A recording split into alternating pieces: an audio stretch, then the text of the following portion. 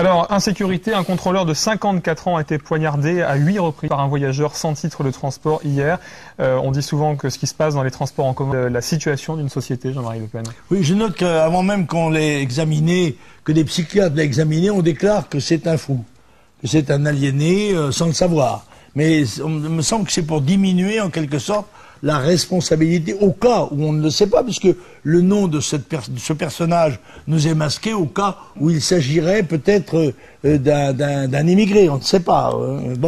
On le saura peut-être un jour, parce qu'on va nous distiller à petite dose l'information pour essayer d'amortir le choc.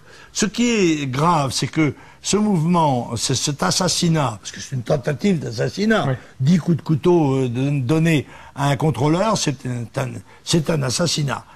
Et même si la personne, Dieu merci, peut encore espérer survivre.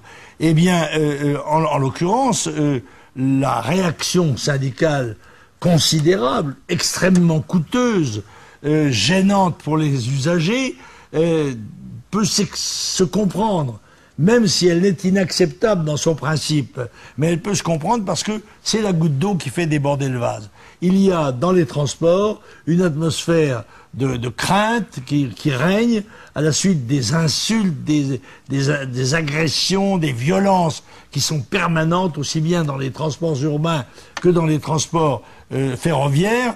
Et ceci est le test de l'augmentation de l'insécurité dans le pays que n'arrive pas ou ne veut pas juguler le gouvernement français en prenant les mesures qui s'imposent.